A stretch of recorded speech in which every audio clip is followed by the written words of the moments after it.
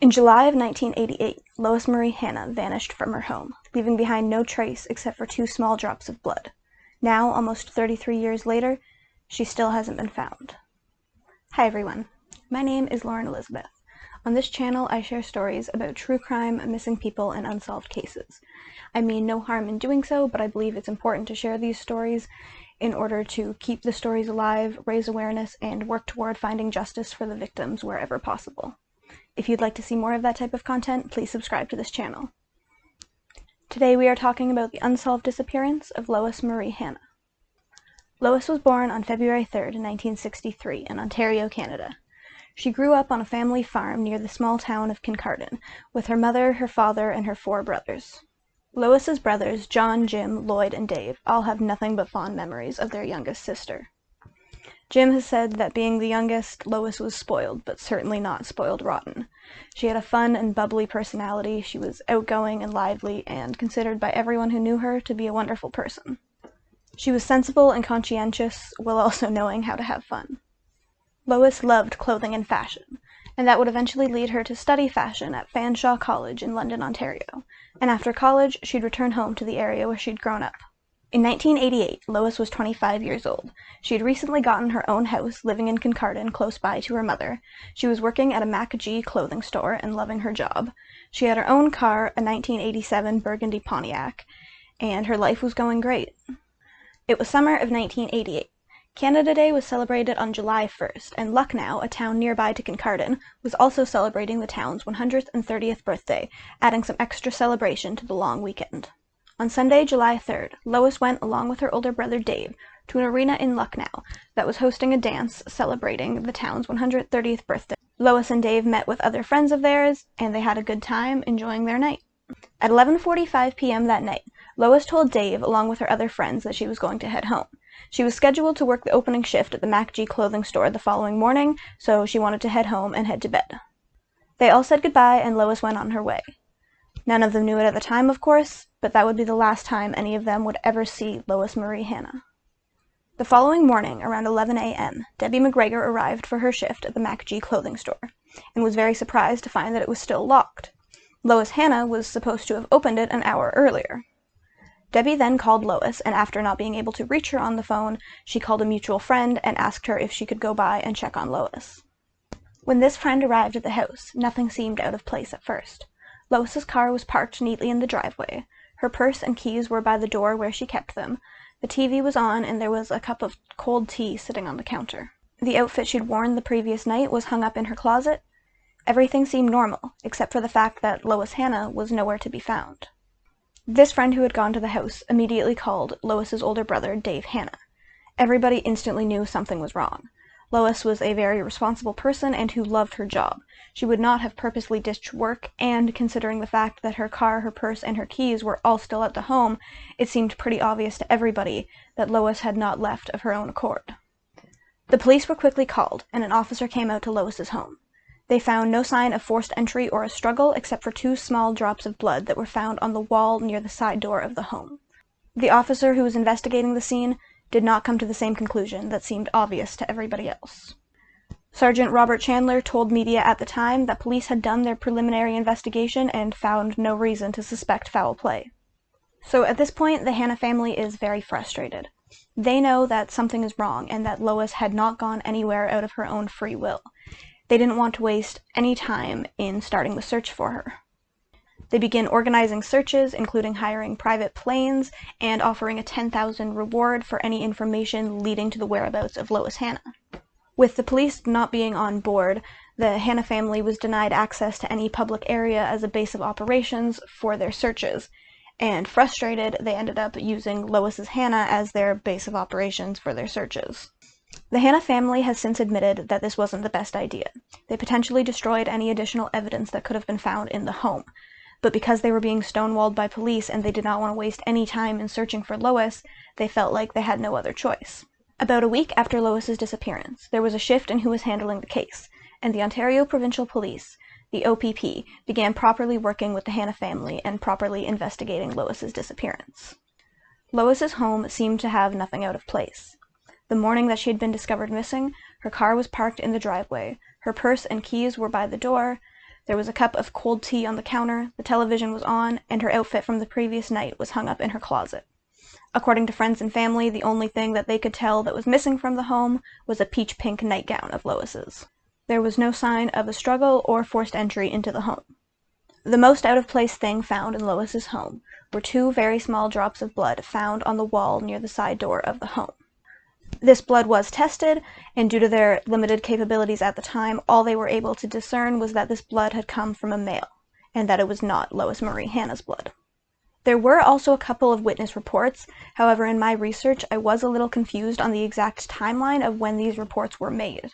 Apparently, a man who lived on the same street as Lois had woken up at around 2 or 3 in the morning to what he thought was a woman screaming on the same night that Lois had gone missing. In one article I read, it was said that this was originally reported at the time, however, the police did not seem to take it seriously. Other reports said it was looked into and they did not find anything from it, and other reports seemed to imply that this report wasn't even made until years later. So I'm not exactly sure there, but I do believe that this report of the scream was made around the time of Lois's disappearance. I also saw some reports that a couple had seen a woman wearing what they thought was a pink nightgown coming out of the bushes on a street near Lois's house the night she had gone missing. However, not every single article about this case mentioned that sighting, and the ones that did mention it didn't seem to give any details about the sighting, when it was reported, or who it was reported by, so I'm not exactly sure about that, but I did think I should mention it. Searches for Lois continued, now helped by the fact that the Ontario Provincial Police was involved. But still, nothing was being found. The police had developed a list of suspects, and one suspect that they were looking at particularly closely. This suspect was someone who had been close to Lois Marie Hanna and to the Hanna family. However, the Hanna family was insistent that this man could not have had anything to do with Lois's disappearance, and said that they were sure he would never hurt a fly. The family eventually convinced police to back off of this lead, and this man's name was never publicly released. The police then and now believe that Lois Hanna was taken from her home and likely killed by someone who she knew and trusted well. There was no sign of a struggle or forced entry, so it seems like somebody was let in. But since Lois's purse was still there and she was believed to have been wearing a nightgown, it seems likely that she did not leave on her own free will. Her family has said she would never go anywhere without her purse.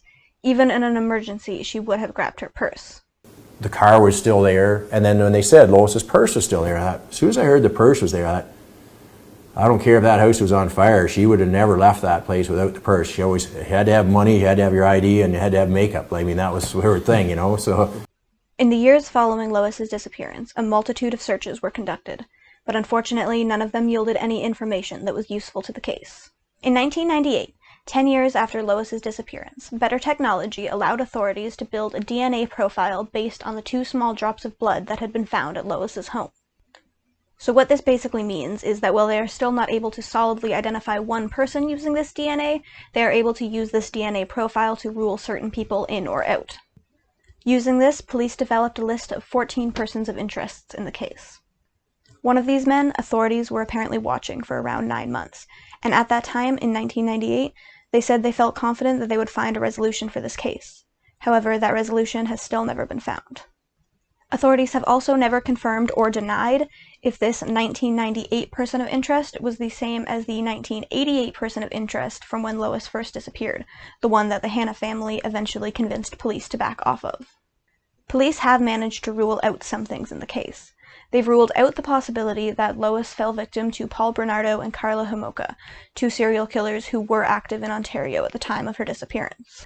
Authorities have also said that they do not think there's a connection between Lois's disappearance and the disappearance of Lisa Moss, a young woman who disappeared from Owen Sound, a town about an hour away, around the same time of Lois's disappearance. Police and the Hanna family strongly believe that Lois was harmed and likely killed that night by someone who she knew well and someone who she trusted. The Hanna family initially could not bring themselves to believe that Lois could have been harmed by someone who was close to her or close to the family. However, in the years since, they have come to terms with this possibility and now say that it seems obvious to them that whoever responsible was someone that Lois knew and trusted. On January 14th of 2013, Lois's mother, Olive Hanna, passed away at the age of 87, without ever knowing what had happened to her daughter. That was her greatest fear, is that she would pass on and not know what happened to her daughter. And we watched it happen. I'll tell you what, that just, yeah, that just tears the heart right out of you. In 2018, new eyes came to the Lois Marie Hanna case. Please Bring Me Home is a group focusing on cold cases, trying to get them back into the public eye, trying to bring them exposure, looking for new tips or new evidence, and trying to help solve these cold cases. With the help of Dave Hanna, Please Bring Me Home made bracelets and attended the 2018 Lucknow reunion dance on the 30th anniversary of Lois's disappearance. They interviewed people searching for new tips and hoping to put Lois's name back into the public eye. Just bring it to the forefront again, and make sure it's always out there. Take the stigma away that it's an uncomfortable conversation to talk about. The more we talk about it, the sooner we're going to get the answers we need. It was after this call for tips that a man named Graham Hunter got in contact with authorities about some potential new evidence in the case. He was a kid back in the 80s, and in 1989, a year after Lois had gone missing, Graham was outside playing in a gravel pit nearby his house, in the area where Lois had also lived. In this gravel pit, he found a white bra. Graham was 12 at the time, and he didn't think much of it, and continued on about his day. But years later, after hearing about Lois's case, Graham thought that the bra might be connected and came to authorities.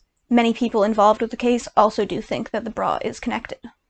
Personally, I will add that to me it struck me as a little odd that a bra would be found in connection with Lois, just because we know that the outfit she had worn the previous night was hanging up, and a nightgown was found to be missing from her house. So this leads us to believe that she had changed into her nightgown getting ready for bed. And personally, as someone who wears a bra, they are not very comfortable to sleep in. And if I'm getting ready for bed, the bra is coming off. However, that being said, it could be very possible that Lois was wearing a bra. She could have been keeping it on while she was watching TV and having her tea, or she could like to sleep in a bra, despite how weird that may sound to me. But I just wanted to mention that I thought that was a little weird. But since this bra was allegedly seen in 1989 and not reported for around 30 years later, there was no way to find this bra for any sort of testing or examination. But after this new evidence came to light, a search around the area of that gravel pit was arranged. The search would span over a 4x2 kilometer area, would have the help of 200 volunteers and cadaver dogs. The search took place on September 28th of 2019, but unfortunately the search yielded no useful results. Now, it's been 32 years since Lois Hanna's disappearance. From what I can tell, there's been no new evidence on the case. But there are still people working on solving the case and working on finding out what happened to Lois. As for my own opinion, I think I pretty much just agree with what the authorities think and what the Hanna family thinks. I believe Lois was either followed home from the party or someone was watching her. I believe it's also likely that this person knew Lois and was trusted by Lois. I believe this person took Lois from her home, later killed her, and apparently they did a good job of hiding her remains.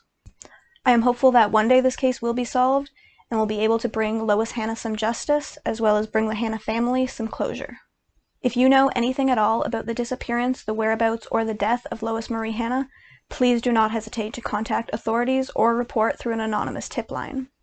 You can call the Ontario Provincial Police at 705-329-6111 or at 1-888-310-1122.